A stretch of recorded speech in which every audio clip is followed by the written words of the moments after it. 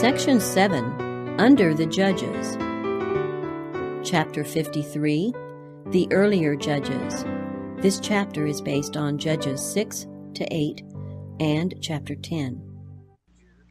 After the settlement in Canaan, the tribes made no vigorous effort to complete the conquest of the land. Satisfied with the territory already gained, their zeal soon flagged, and the war was discontinued.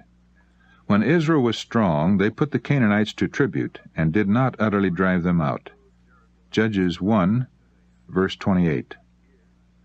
The Lord had faithfully fulfilled on his part the promises made to Israel. Joshua had broken the power of the Canaanites, and had distributed the land to the tribes. It only remained for them, trusting in the assurance of divine aid, to complete the work of dispossessing the inhabitants of the land. But this they failed to do. By entering into league with the Canaanites, they directly transgressed the command of God, and thus failed to fulfill the condition on which he had promised to place them in possession of Canaan. From the very first communication of God with them at Sinai, they had been warned against idolatry. Immediately after the proclamation of the law, the message was sent them by Moses concerning the nations of Canaan, "Thou shalt not bow down to their gods, nor serve them, nor do after their works, but thou shalt utterly overthrow them, and quite break down their images. And ye shall serve the Lord your God, and he shall bless thy bread and thy water, and I will take sickness away from the midst of thee." Exodus chapter 23, verses 24 and 25. The assurance was given that so long as they remained obedient, God would subdue their enemies before them. "I will send my fear before thee, and will destroy all the people to whom thou shalt come. And I will make all thine enemies turn their backs unto thee. And I will send hornets before thee, which shall drive out the Hivite, the Canaanite, and the Hittite from before thee. I will not drive them out from before thee in 1 year, lest the land become desolate, and the beasts of the field multiply against thee. By little and little I will drive them out from before thee, until thou be increased, and inherit the land. I will deliver the inhabitants of the land into your hand, and thou shalt drive them out before thee. Thou shalt make no covenant with them, nor with their gods. They shall not dwell in thy land, lest they make the sin against me. For if thou serve their gods, it will surely be a snare unto thee." Exodus chapter 23, verses 27 to 33. These directions were reiterated in the most solemn manner by Moses before his death, and they were repeated by Joshua. God had placed his people in Canaan as a mighty breastwork to stay the tide of moral evil, that it might not flood the world. If faithful to him, God intended that Israel should go on conquering and to conquer. He would give into their hands nations greater and more powerful than the Canaanites. The promise was, "If ye shall diligently keep all these commandments which I command you, then will the Lord drive out all these nations from before you, and ye shall possess greater nations and mightier than yourselves. Every place whereon the soles of your feet shall tread shall be yours, from the wilderness and Lebanon, from the river Euphrates, even unto the uttermost sea shall your coast be. There shall no man be able to stand before you, for the Lord your God shall lay the fear of you and the dread of you upon all the land that ye shall tread upon, as he has said unto you." Deuteronomy chapter 11, verses 22 to 25. But regardless of their high destiny, they chose the course of ease and self-indulgence. They let slip their opportunities for completing the conquest of the land, and for many generations they were afflicted by the remnant of those idolatrous people that were, as the prophet had foretold, as pricks in their eyes and as thorns in their sides.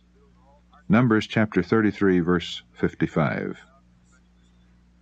The Israelites were mingled among the heathen and learned their works.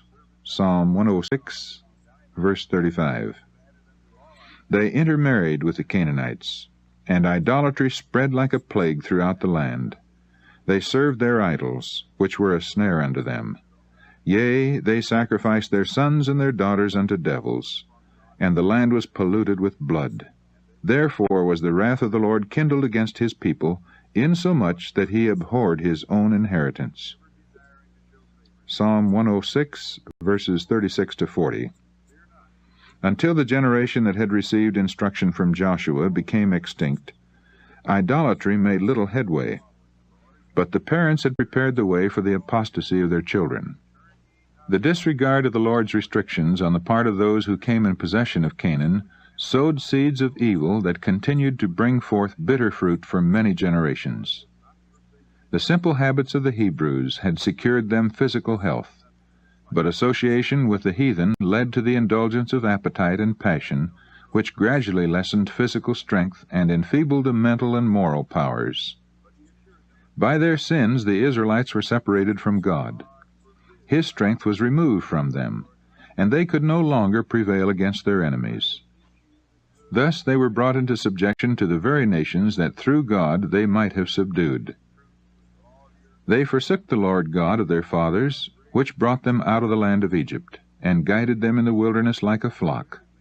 They provoked him to anger with their high places, and moved him to jealousy with their graven images. Therefore the Lord forsook the tabernacle of Shiloh, the tent which he placed among them, and delivered his strength into captivity, and his glory into the enemy's hand.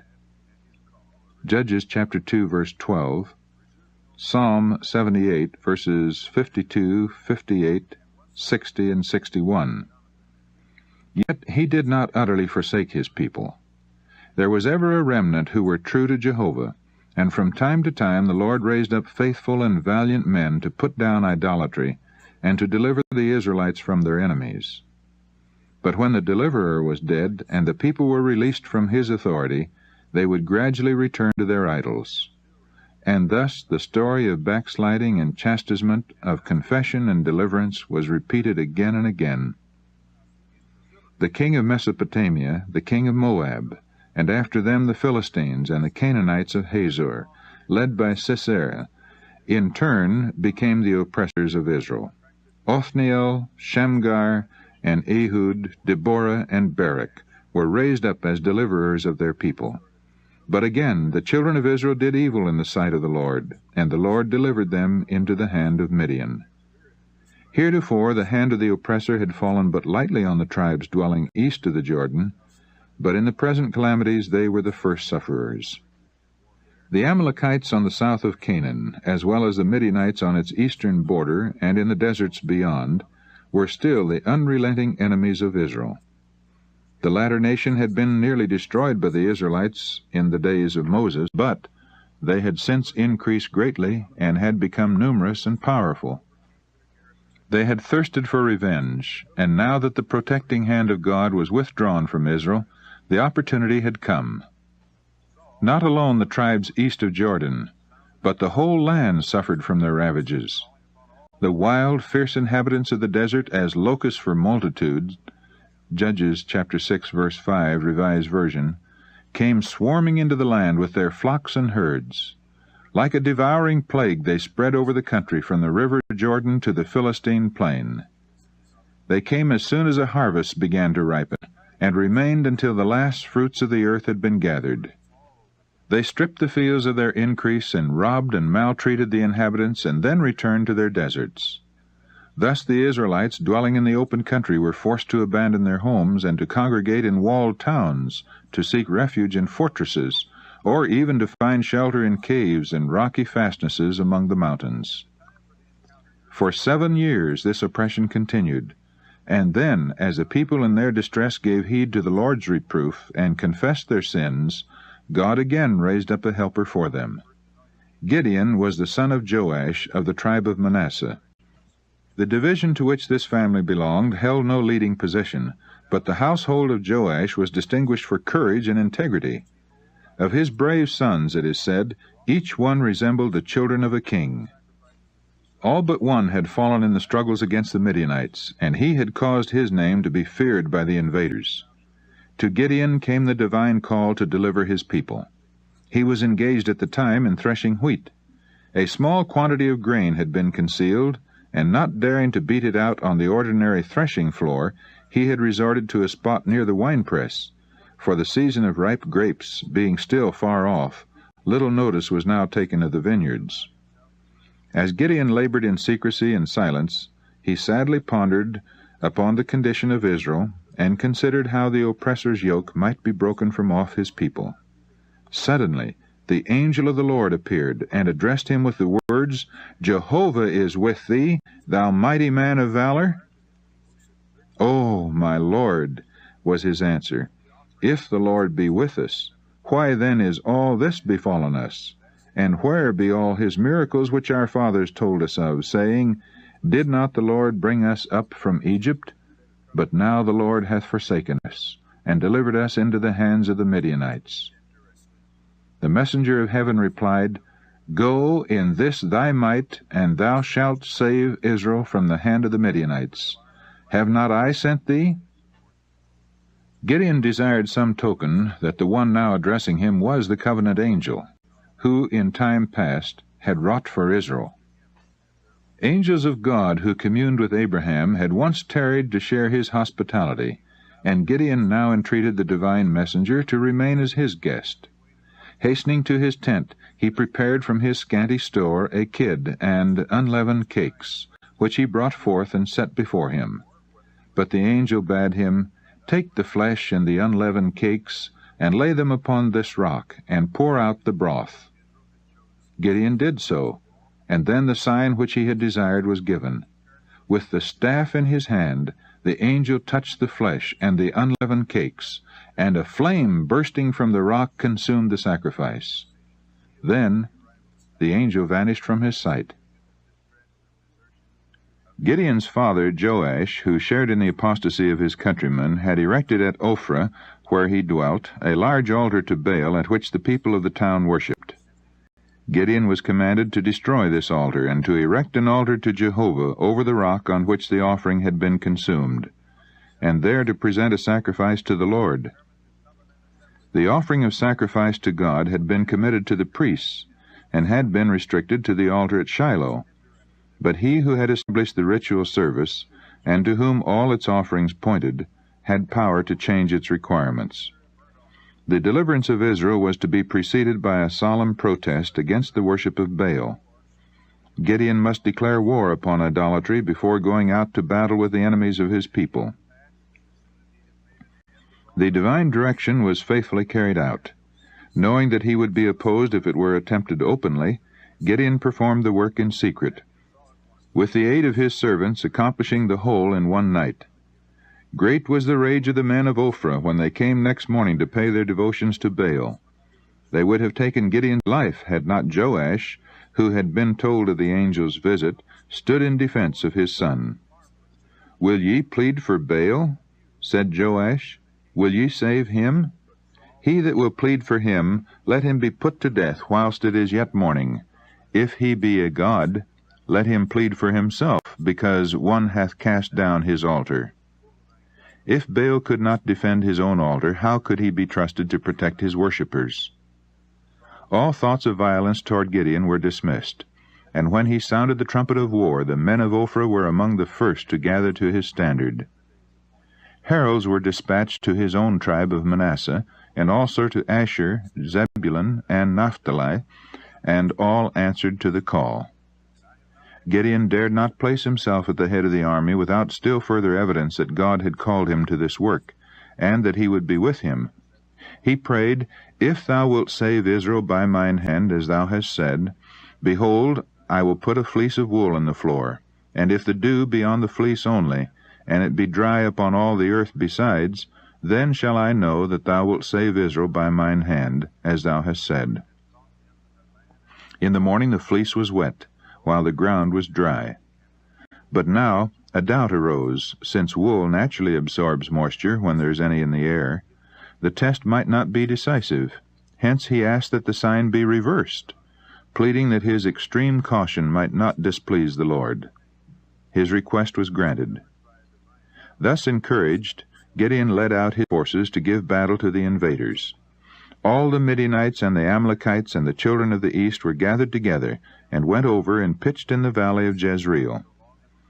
The entire force under Gideon's command numbered only 32,000 men.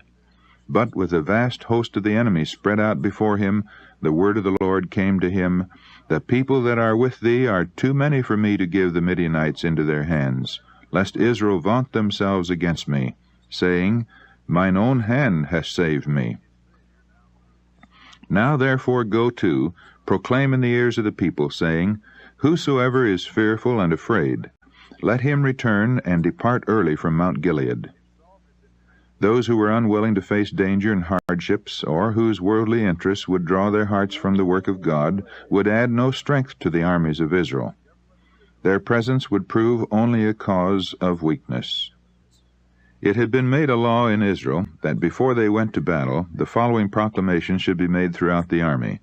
What man is there that hath built a new house, and hath not dedicated it?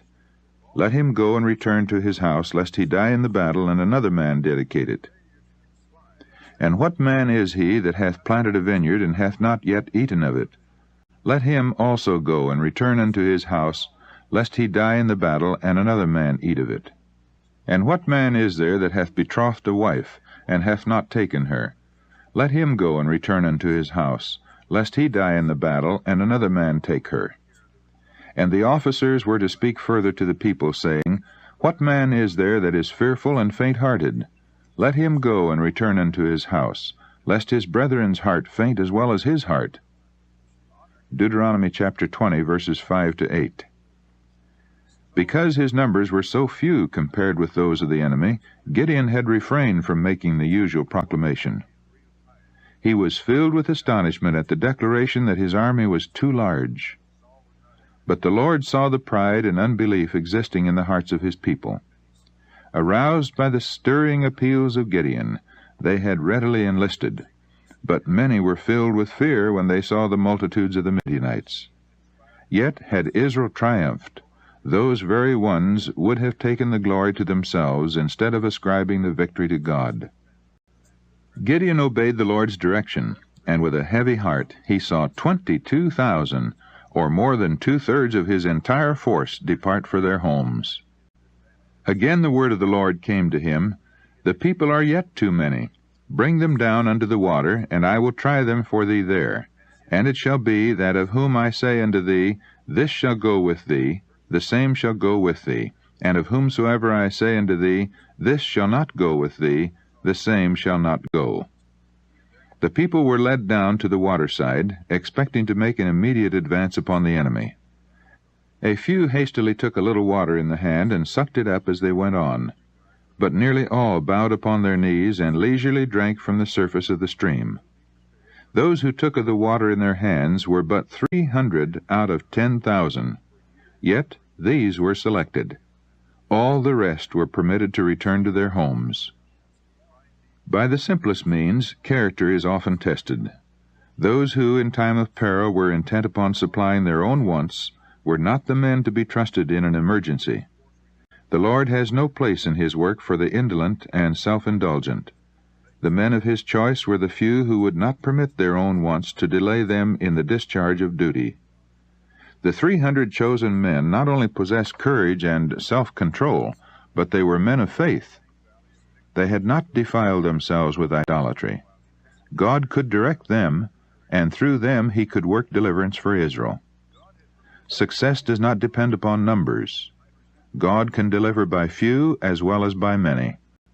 He is honored not so much by the great numbers as by the character of those who serve him. The Israelites were stationed on the brow of a hill overlooking the valley, where the hosts of the invaders lay encamped. And the Midianites and the Amalekites and all the children of the east lay along in the valley like locusts for multitude, and their camels were without number, as the sand which is upon the seashore for multitude. Judges chapter 7, verse 12, the Revised Version. Gideon trembled as he thought of the conflict of the morrow. But the Lord spoke to him in the night season, and bade him, with Phurah, his attendant, go down to the camp of the Midianites, intimating that he would there hear something for his encouragement. He went, and, waiting in the darkness and silence, he heard a soldier relating a dream to his companion. Lo, a cake of barley bread tumbled into the host of Midian, and came unto a tent, and smote it that it fell, and overturned it, that the tent lay along. The other answered in words that stirred the heart of that unseen listener, "This is nothing else save the sword of Gideon the son of Joash, a man of Israel. For into his hand hath God delivered Midian and all the host." Gideon recognized the voice of God speaking to him through those Midianitish strangers. Returning to the few men under his command, he said, "Arise, for the Lord hath delivered into your hand the host of Midian." By divine direction, a plan of attack was suggested to him, which he immediately set out to execute. The 300 men were divided into 3 companies. To every man were given a trumpet, and a torch concealed in an earthen pitcher. The men were stationed in such a manner as to approach the Midianite camp from different directions. In the dead of night, at a signal from Gideon's war horn, the 3 companies sounded their trumpets. Then, breaking their pitchers and displaying the blazing torches, they rushed upon the enemy with the terrible war cry, "The sword of the Lord and of Gideon!" The sleeping army was suddenly aroused. Upon every side was seen the light of the flaming torches. In every direction was heard the sound of trumpets with the cry of the assailants. Believing themselves at the mercy of an overwhelming force, the Midianites were panic-stricken. With wild cries of alarm they fled for life, and mistaking their own companions for enemies, they slew one another. As news of the victory spread, thousands of the men of Israel who had been dismissed to their homes returned and joined in pursuit of their fleeing enemies. The Midianites were making their way toward the Jordan, hoping to reach their own territory beyond the river. Gideon sent messengers to the tribe of Ephraim, rousing them to intercept the fugitives at the southern fords. Meanwhile, with his 300 faint yet pursuing, Gideon crossed the stream hard after those who had already gained the farther side. The 2 princes, Zebah and Zalmunna, who had been over the entire host, and who had escaped with an army of 15,000 men, were overtaken by Gideon, their force completely scattered, and the leaders captured and slain. In this signal defeat, not less than 120,000 of the invaders perished. The power of the Midianites was broken, so that they were never again able to make war upon Israel. The tidings spread swiftly far and wide that Israel's God had again fought for his people. No words can describe the terror of the surrounding nations when they learned what simple means had prevailed against the power of a bold, warlike people. The leader whom God chose to overthrow the Midianites occupied no prominent position in Israel. He was not a ruler, a priest, or a Levite. He thought himself the least in his father's house. But God saw in him a man of courage and integrity. He was distrustful of himself and willing to follow the guidance of the Lord. God does not always choose for his work men of the greatest talents, but he selects those whom he can best use. Before honor is humility.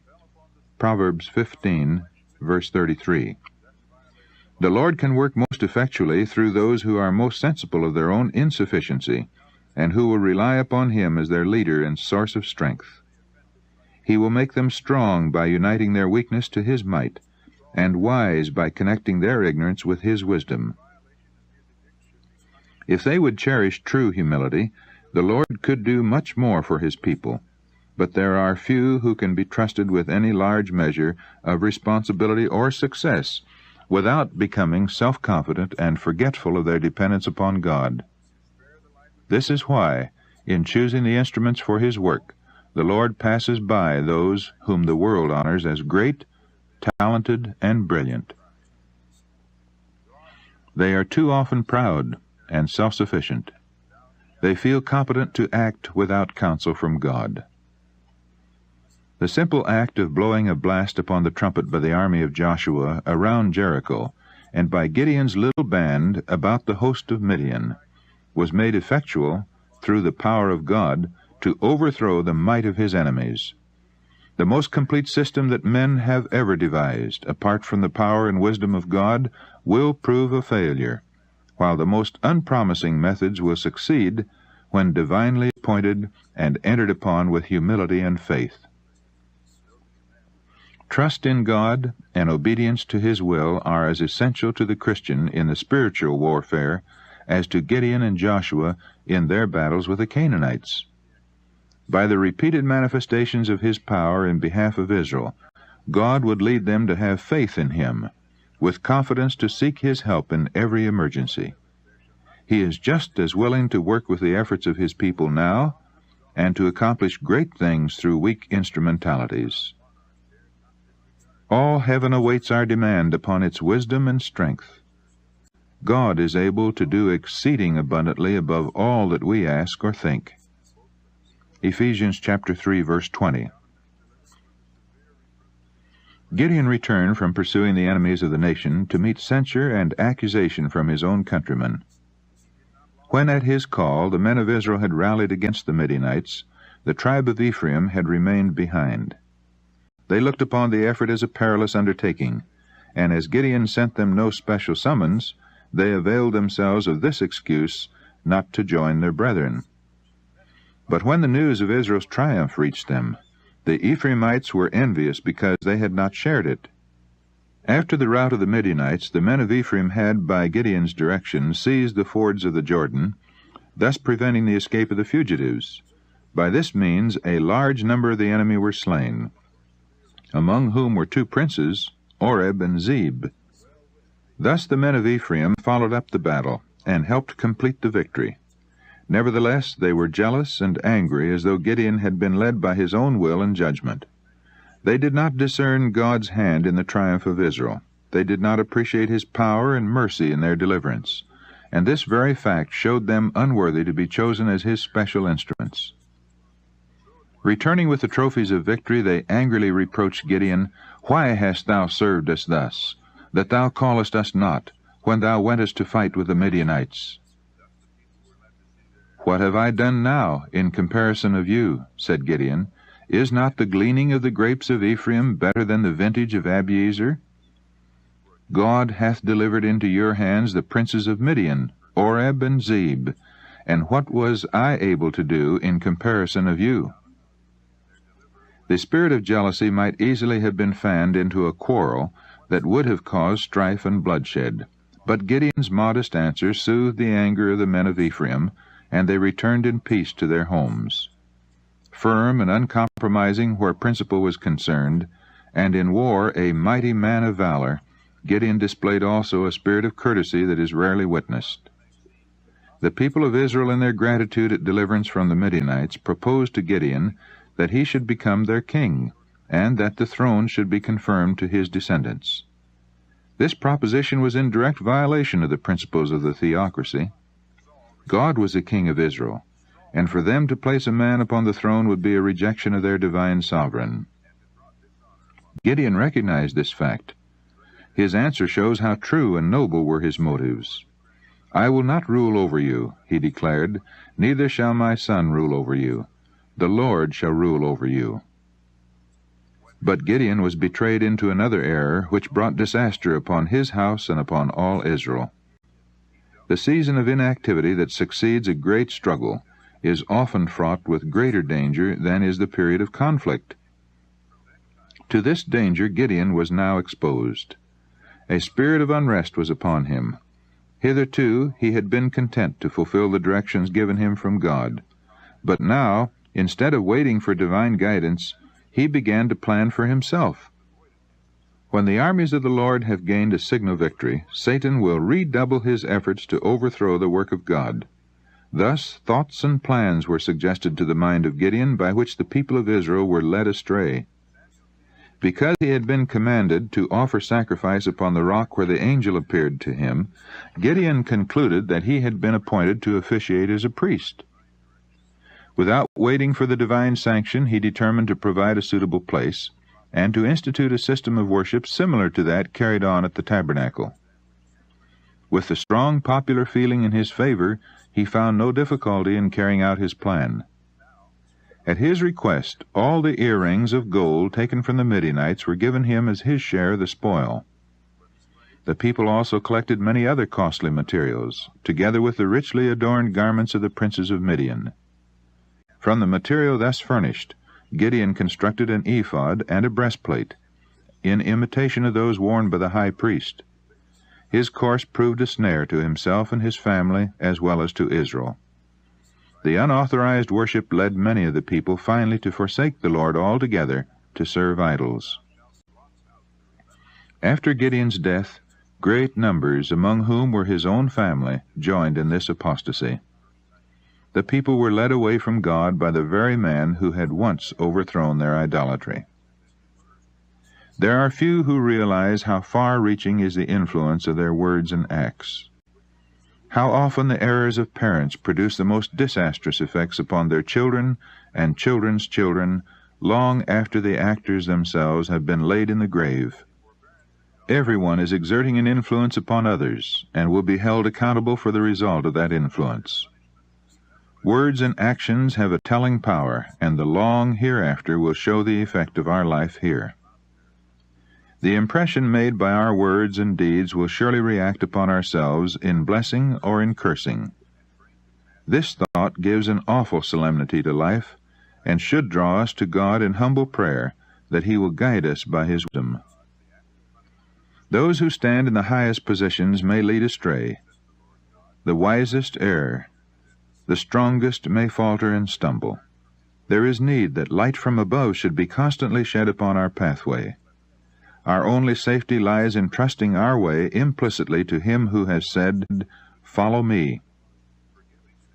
After the death of Gideon, the children of Israel remembered not the Lord their God, who had delivered them out of the hands of all their enemies on every side. Neither showed they kindness to the house of Jerubbaal, namely Gideon, according to all the goodness which he had showed unto Israel.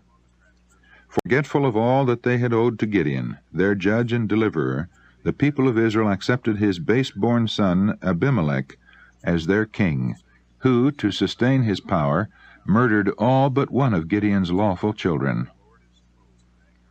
When men cast off the fear of God, they are not long in departing from honor and integrity. An appreciation of the Lord's mercy will lead to an appreciation of those who, like Gideon, have been employed as instruments to bless His people. The cruel course of Israel toward the house of Gideon was what might be expected from a people who manifested so great ingratitude to God. After the death of Abimelech, the rule of judges who feared the Lord served for a time to put a check upon idolatry, but ere long the people returned to the practices of the heathen communities around them. Among the northern tribes, the gods of Syria and Sidon had many worshippers. Of the southwest, the idols of the Philistines, and on the east, those of Moab and Ammon, had turned the hearts of Israel from the God of their fathers. But apostasy speedily brought its punishment. The Ammonites subdued the eastern tribes, and crossing the Jordan, invaded the territory of Judah and Ephraim. On the west, the Philistines came up from their plain beside the sea, burning and pillaging far and near. Again Israel seemed to be abandoned to the power of relentless foes. Again the people sought help from Him whom they had so forsaken and insulted. The children of Israel cried unto the Lord, saying, We have sinned against Thee, both because we have forsaken our God, and also served Baalim. But sorrow had not worked true repentance. The people mourned because their sins had brought suffering upon themselves, but not because they had dishonored God by transgression of His holy law. True repentance is more than sorrow for sin. It is a resolute turning away from evil. The Lord answered them through one of His prophets, Did I not deliver you from the Egyptians, and from the Amorites, from the children of Ammon, and from the Philistines? The Zidonians also, and the Amalekites, and the Maonites did oppress you, and ye cried to me, and I delivered you out of their hand. Yet ye have forsaken me, and served other gods. Wherefore I will deliver you no more. Go and cry unto the gods which ye have chosen. Let them deliver you in the time of your tribulation. These solemn and fearful words carry the mind forward to another scene, the great day of final judgment, when the rejectors of God's mercy and the despisers of His grace shall be brought face to face with His justice. At that tribunal must they render an account who have devoted their God-given talents of time, of means, or of intellect to serving the gods of this world. They have forsaken their true and loving friend, to follow the path of convenience and worldly pleasure. They intended at some time to return to God, but the world with its follies and deceptions absorbed the attention. Frivolous amusements, pride of dress, indulgence of appetite, hardened the heart and benumbed the conscience, so that the voice of truth was not heard. Duty was despised. Things of infinite value were lightly esteemed, until the heart lost all desire to sacrifice for Him who has given so much for man. But in the reaping time they will gather that which they have sown. Saith the Lord, I have called, and ye refused. I have stretched out my hand, and no man regarded. But ye have set at naught all my counsel, and would none of my reproof. When your fear cometh as desolation, and your destruction cometh as a whirlwind, when distress and anguish cometh upon you, then shall they call upon me, but I will not answer. They shall seek me early, but they shall not find me. For that they hated knowledge, and did not choose the fear of the Lord. They would none of my counsel, they despised all my reproof. Therefore shall they eat of the fruit of their own way, and be filled with their own devices. But whoso hearkeneth unto me shall dwell safely, and shall be quiet from fear of evil. Proverbs chapter 1, verses 24 to 31, and verse 33. The Israelites now humbled themselves before the Lord, and they put away the strange gods from among them, and served Jehovah. And the Lord's heart of love was grieved for the misery of Israel. O the long-suffering mercy of our God! When His people put away the sins that had shut out His presence, He heard their prayers, and at once began to work for them. A deliverer was raised up in the person of Jephthah, a Gileadite, who made war upon the Ammonites, and effectually destroyed their power. For 18 years at this time Israel had suffered under the oppression of her foes, yet again the lesson taught by suffering was forgotten. As His people returned to their evil ways, the Lord permitted them to be still oppressed by their powerful enemies, the Philistines. For many years they were constantly harassed,